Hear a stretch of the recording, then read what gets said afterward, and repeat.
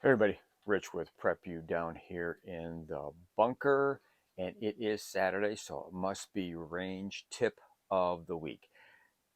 This time for range tip of the week, we're gonna not so much talk about the range, but we're gonna talk about what you're using at the range. Ammo, and if you can find it. And the reason I say if you can find it is that yes, even now you'll find that some of your favorite places to get ammo run out from time to time, like we did at the range the other day. Totally ran out of 9 mil, but the next day we got another shipment coming in, so there really isn't a shortage, but there may be an allocation issue. You may not be able to get it at the range right away, so it's really a good idea to stock up on the ammo that you like. I hear so many times people come to the range and they'll go, "Oh yeah, I've only got another couple 100 rounds, and I don't want to shoot it all. I want to keep some." Um, I'm thinking a couple 100 rounds. Well, that's nice to have a couple 100 rounds, but the question is, what kind of ammo is it? Okay.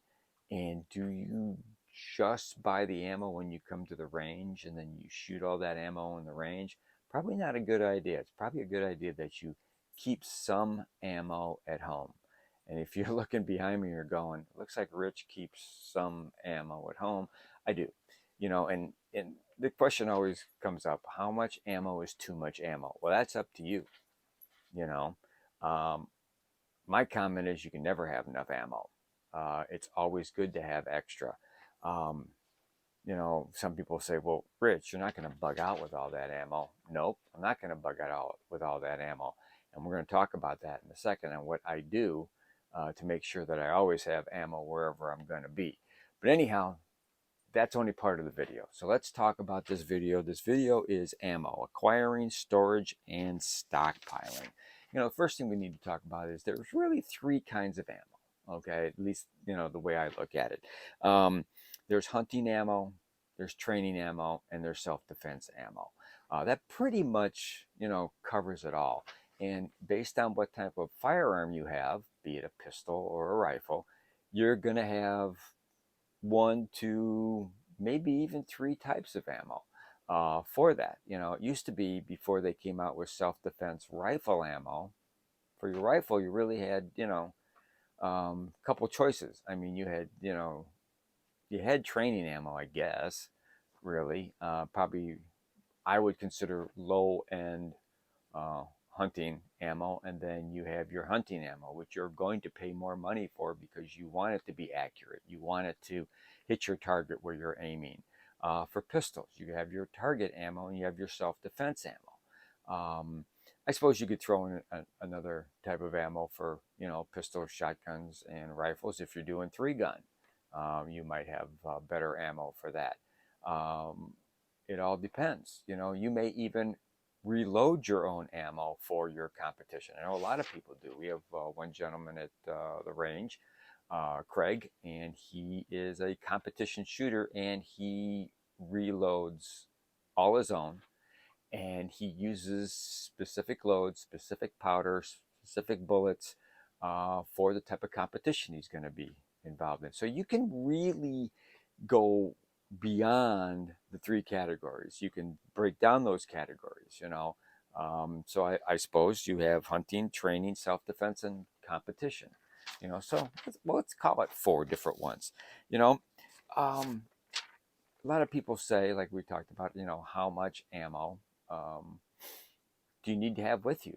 Well, let me use an example real quick that I learned, and maybe for you servicemen out there and ladies, this might not be what you carried, but this is what a couple of Marines that I was talking to one day. Their example was, and this was per mission, they would carry 210 rounds of 5.56, 45 rounds of and 45 rounds of 9 or 45, basically what they were carrying. So that's really not a lot of ammo. Now, I don't know how they were resupplied. I don't know if somebody else carried extra stuff. I don't know, but they didn't carry a lot for them. So that gives you an example of what a trained person will carry with them. That was just a little sidebar. It doesn't have too much to do with all this. But where are you going to get your ammo? Where are the different places you can find ammo? Obviously, you can buy it in stores.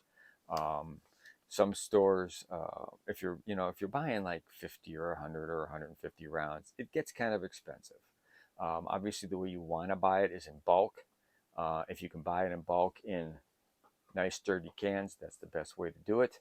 Um, you can buy it at gun shows, but be really careful on what you're buying at gun shows. Make sure you know the person that is selling that ammo, or maybe he's reloading it. Know who you're buying from. It's very, very important. And then reloading yourself. Um, if you're going to reload yourself, I think it's fun, it's exciting, but pay attention at the range. Some of the I want to say this: the people that have the most squib loads are the people that reload their own ammo, or they bought ammo from a gun show or whatever.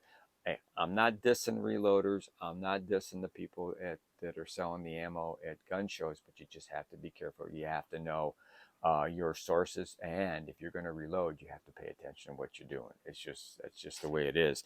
I personally, I don't buy. Um,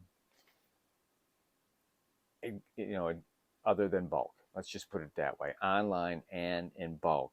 And I know this is normally for a Sunday uh, firearm legislation thing, but apparently there's a bill in Congress right now to limit online purchase of ammo to 1,000 rounds a month, and you can't ship it to your house anymore. It'll get shipped to an FFL. Who knows? And they'll probably charge you something for that. But just so you know. But anyhow, so right now I like bulk online. That's the best way I like to do it. How are you going to store your ammo once you get it? Um, a lot of people say, "Oh man, I've got this old ammo. I don't want it anymore. It's been around forever and stuff like that." Now I ask them, I go, "Well, how are you storing it? Are you storing it in a watertight, airtight container that is stored in a cool, dry, bug-free place?" Then you should have no problem. Um, I have, and my son and I have several Mosin Nagants, and we'll buy tuna cans that were, manufactured in Russia back in the 50s and the 60s. Everything shoots perfectly fine because it's sealed, and when we open it, you can tell that it was stored properly because there's no moisture, there's no condensation in the can, there's no rusting or anything like that at all, which is really nice. So if you store your ammo in a cool, dry, weather-tight case, you're never going to have any problems with it at all. It's going to be really perfect. But the only place that you may have problems with some ammo is basically where the primer is in the case. Lil, calm down. Excuse me. Lily has a chew stick. Shiloh ate his. Shiloh wants her. So anyhow, you may hear her growl from time to time. Anyhow, that's why you'll see a lot of ammo when you turn it over. It looks like the bullet in the where the primer is shellacked. It is, and it's done that way purposely for be more watertight. So that's nothing wrong with the ammo. They just shellacked it. You can do that too. You can shellack it, depending on the area that you live and the moisture level and stuff like that. Um, so when you're going to store your ammo, where are you going to store your ammo? Well, you can see I've got it all stored here, but I've also got it stored other places. And I know where these places are. In my home, okay, I've got ammo in my bug out bag. I have extra ammo in my everyday carry for not only the firearm that I carry on me, but the firearm that I carry in my everyday carry. Um, you're also going to store it in survival locations and in caches. Okay, so survival locations. What are you talking about, Rich? Well, in my backyard, in a undisclosed location, there is a watertight, sealed container that has ammo and several other items that I have buried in the dirt that I can get to in a pinch if I have to. Even if I have to bug out and I can come back, I know there's going to be ammo there. Maybe I won't have any ammo left in here, but I'll have ammo out there. Um, there's also a great video I've got about that, and that's having your survival cache buried in your backyard. Cache is what it is. It's just um, it's a box, it's a container or whatever that's you store stuff and you have hidden in certain locations. Um, some of the videos we've talked about bugging out, you can store caches along the way where you're going. You could have food, it could have ammo, it could have all kinds of stuff, it could have fuel. A little bit harder to hide the fuel, but you can put your ammo in caches. You can have it in your safe. You can have it different places. Don't store all your ammo in one location. Um, Basically, you go back to the old rule: don't keep all your eggs in one basket, because if you trip, you break all your eggs. So you want to have different places for that stuff. Lily, stop. Um, but that's what's key. And we go back to how much ammo is enough ammo. Well, it's as much as you can, afford without spending money, that should go for food or for gas or for electric and stuff like that.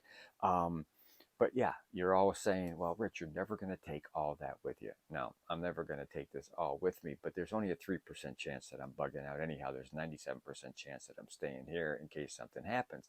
But in that case of that 3%, this is what I do.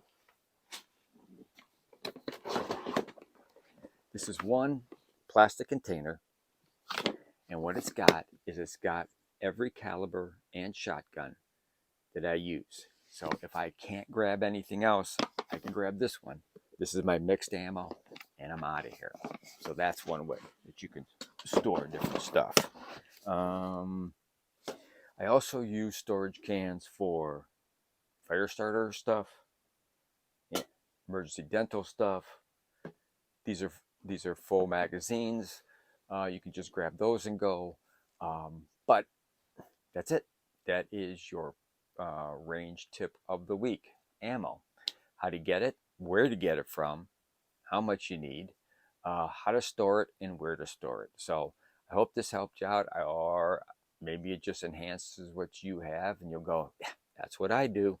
Absolutely. So from the bunker, we say thank you for watching. Subscribers, thanks for subscribing. Please pass this along to other people that are in the same boat as we are. And please, always be aware of your surroundings. Always have enough food, ammo, water, and medicine, whether you have to bug out or shelter in place. And please, prep like your life depends on it, because it really does. Thanks a lot. Take care. See you next Saturday.